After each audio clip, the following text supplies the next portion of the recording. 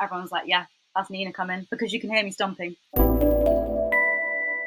Welcome to Off the Hanger, the fashion podcast where we delve deep into our guests' wardrobe, finding out their favourite fashion pieces and the stories behind them. This week's guest is the lovely Nina Badkar. She's a fashion merchandiser, and we had a brilliant chat about all the wonderful things in her wardrobe, the occasional nip slip, and how her wardrobe pays for itself by renting it out. Enjoy! Nina, thank you so much for joining us on Off the Hanger today. It is very exciting to have a little rummage through your wardrobe.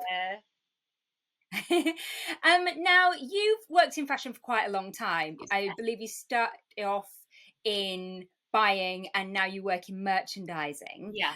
But were you always into fashion? Yeah, I always have been. And it's interesting because I think a lot of the people around me have said, like, oh, we always knew you were going to go into fashion before I kind of did.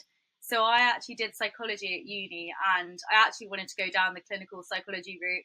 But I kind of thought, oh, I'm going to be studying until my late 20s. I'd rather just get a job. And I kind of feel like I fell into my job.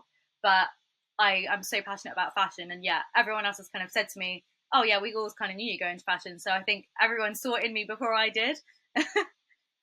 It was obvious to everyone but yourself. Yeah. And do you have an earliest fashion memory? So I was thinking about this. I think one of my earliest fashion memories is, I think I had this, it was like this green linen set. It was like kind of like halter neck top with like a triangle scarf kind of top and a green linen skirt. And they both had like pink trims and like some pink bubbles. And I was like 4 or 5, I think, wearing this. But my style when I was a kid was very like Y2K. I mean, I guess I was like, a late 90s, early noughties kid, so it makes sense. But I was very much a, obsessed with groovy chick, that kind of style. So I think that's my earliest fashion memory. And I actually love that. I'd wear that now. It sounds amazing. I'm totally here for it. If I could find a photo, I would. Maybe I'll do some rummaging. Now, what's the oldest thing you have in your wardrobe? So I think in terms of the oldest thing I have in my wardrobe, it wouldn't be anything exciting, because the things I've actually held on to over the years have been staples. So like old t-shirts, like knitwear, those kind of things that kind of see through all seasons and last forever. And I know obviously people think, t-shirts, knitwear, they bubble, they don't get very nice. Go to Amazon, buy a debobbler. It's great. It'll save your life. But I think, yeah, I don't have anything that's like really old and like, wow, like I've had this in my wardrobe for so many years. It's more kind of just like staples. I'm like, oh, this fit me 10 years ago. It still fits me now. It kind of does the job, those kind of things. That's such a great tip about the bobbler, the debobbler. Yeah, it's really good. They are. Really good. Yeah. They make such a difference. They really, and it's so satisfying. They're so satisfying to use. Just to sit there in front of the TV watching a bit of Netflix, debobbling something, it's great. Exactly. And then you look down and you're like, oh, I've got a brand new jumper. What's the piece in your wardrobe you would say gets the most compliments? So I think it could either be the dress I'm wearing now, which is a Loewe dress. It's their kind of midi split seam one, which I think a lot of people have. They do it in 3 colours, and I love it. It's so flattering, so nice. And then also another one that gets a lot of compliments, and I actually rent this out a lot, and people say that they get a lot of compliments on it, is this daily sleeper dress. It's their Atlanta linen dress in roses, and it's just so nice. And when I wear it, like, you can wear it a few different ways. So I often like roll up the sleeves, like pull the shoulders down, but you can wear it like this with the shoulders up. It's just such a lovely, versatile summer dress.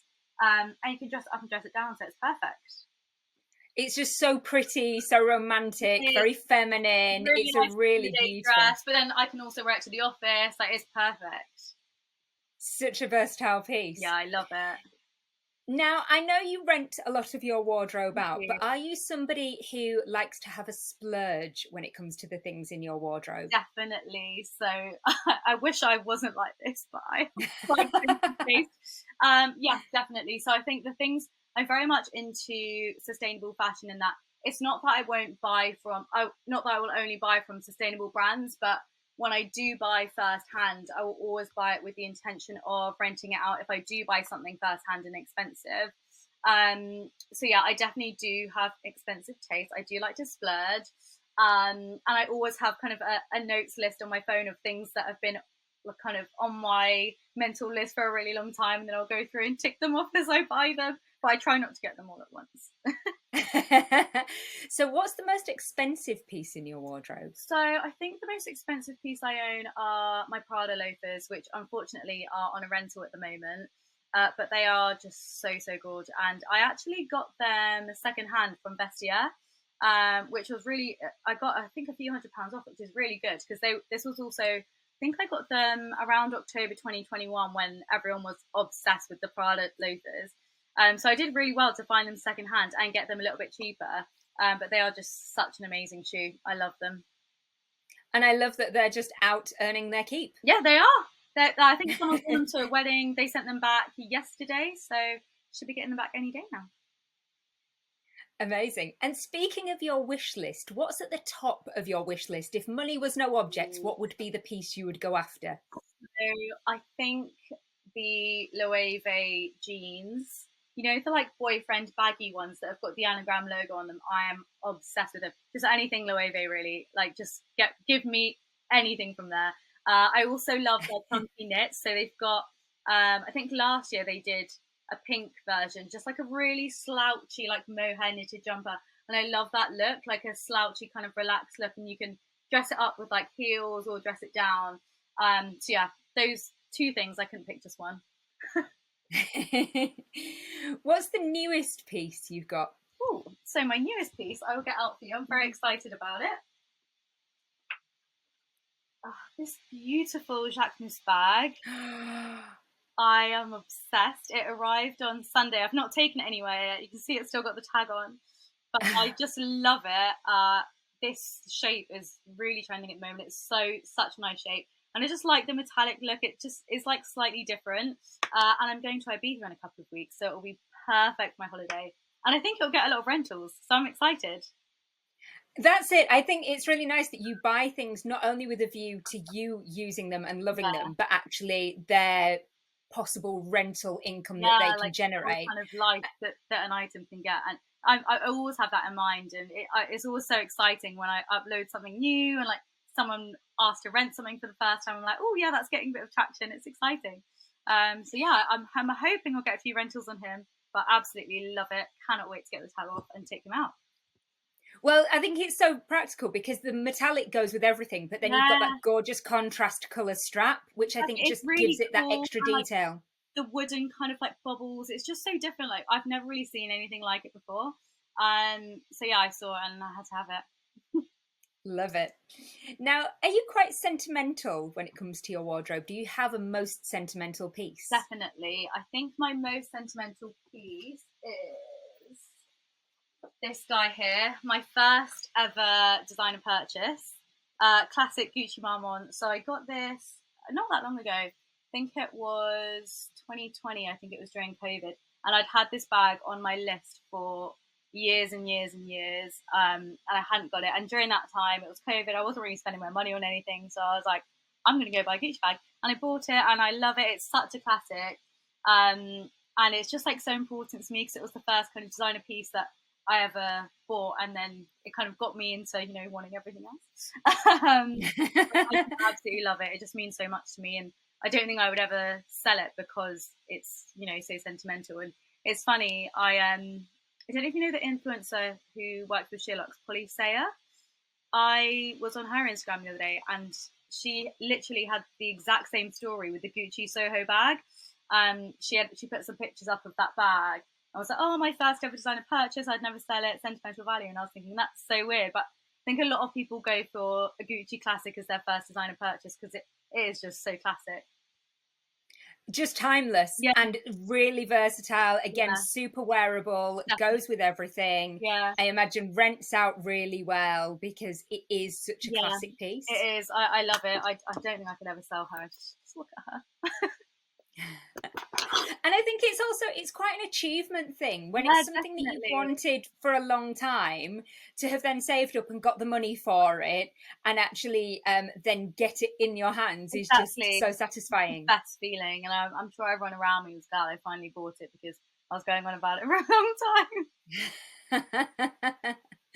And then you were just parading around with it going, Exactly. it's here, It was COVID, look at so I didn't it. even go out that much. So I remember I went for like a random pub dinner, like not the kind of pub that constituted this kind of bag, but I was like, I don't care, I'm taking it. Like, I might be a little bit extra walking in with my Gucci As bag, always. but here I am. Exactly. I think it's always better to be extra. Oh, definitely. I'd rather be extra than, I'm always not. overdressed, but I kind of don't care anymore. Like, I don't really care that what I'm wearing doesn't go with where I'm supposed to be, because I kind of dress how I want to dress because it makes me feel good. And what's wrong with a little sparkle? That's the only way to be. Exactly. It's the only way to be. Exactly. Now, speaking of being extra, is there a piece in your wardrobe that you would say most sums you up? Oh, that's interesting. Piece of my wardrobe. You know what? I have to say these boots, because I think I wear them more than anything ever. They just go with literally everything. I mean, I know it's a bit hot for them right now, but normally as soon as it comes around, I'm in these pretty much every single day. They're just so beautiful. They go with literally everything. I can wear them pretty much all year round, apart from right now when it's like boiling hot. I just absolutely love them, and every single time I wear them, everyone's like, yeah, that's Nina coming, because you can hear me stomping. I love them. They are the making an entrance boots. Yeah, they really are. Where are they from? They are Chloe. They're the Rubber Betty boots. I treated myself to them, I think it was around Christmas 2 years ago. It was that weird week between Christmas and New Year, and I was like, I'm bored, I'm going to treat myself to a Christmas present. And one of my best purchases, actually, because I've got so much wear out of them. And they're not crazy expensive. I think the cost per wear must be so low on them, because I've worn them so many times. And they're just such a great piece to buy. Defo recommend them. I think that's it. If you're going to spend that little bit more on designer pieces, it's about being considerate as to how often you're going to wear them. And I think it's totally worthwhile if you're going to get your wear out of them. Definitely. I think I read in a book, I think it was Livia Firth, Colin Firth's ex-wife who founded EcoAid. They did an interview with her, and she said, when I'm buying something, if I'm not going to wear it 30 times, I won't buy it. So I always have that in mind when I'm buying something. I'm like, I love this and I'm obsessed with it, but am I going to wear it 30 times? If not, do I really need it? Because so much of our wardrobe just does sit in our wardrobes and doesn't get enough wear, and it's sad for the clothes. They need to get outside too. I love that you think that. That's how I feel about them as well. When I see something in my wardrobe that hasn't been worn for a while, I'm like, oh, I'm sad for you that you've not had an outing. That's why we went.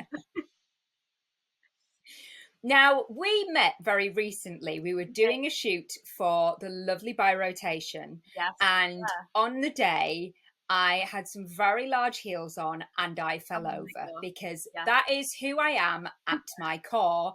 I am a bit of a fashion disaster. And it was hilarious. And at some point, I will get that clip from them and I will put it on my socials. I keep wondering when I'm going to see it. When you're going to see it, because it literally was, I was strutting along looking all glamorous, and then I came off the curb, just completely misstepped, and then crumpled into a heap on the floor wearing the most fabulous sequin outfit. And so are you like that? Because on the day you were very composed. You definitely did not fall over at any point. That was just me. So would you say that you have fashion faux pas and wardrobe malfunctions? Would you like to join my club? I wish I could. No, so I'm not really that person that falls over a lot. I'm not gonna lie. I was thinking about this beforehand. I think the only occasion I can think of is recently I went to Henley Festival and I wore that beautiful, that Carnham's dress where it's like a scarf dress and it goes round, but it doesn't actually have anything to fasten like the neck. So it's kind of just, you put it round your neck like that, and then it's kind of loose and it's very bare in this area. And I did have a couple of nip slips. I don't think anyone noticed apart from my sister, which was I'm thankful for. But that is the only thing I can think of, which is a pretty big one. I mean, I should have probably stuck it down before, but it was the weather then was like it is now. It was like 30 degrees, and I was like, I don't want anything stuck to me. But yeah, not much of a falling over person, unfortunately. I'm sorry, Emma. No, that's okay. You can still join the club. The nip slips definitely qualify you for joining the wardrobe malfunction club that I am in. I will send you your badge in the post. Are you quite a shoe girl? What are your favourite shoes other than those beautiful Chloe boots? I do love shoes.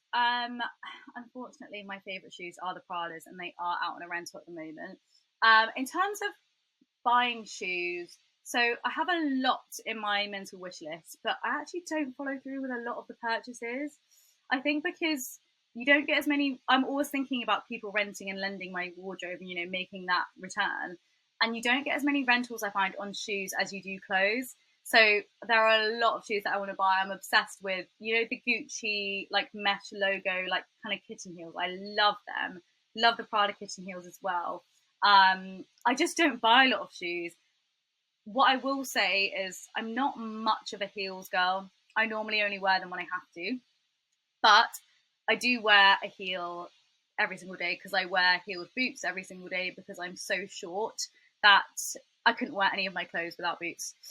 So I will show you a pair that I wear pretty much every day, which I do love and get a lot of compliments on, if I can get them out.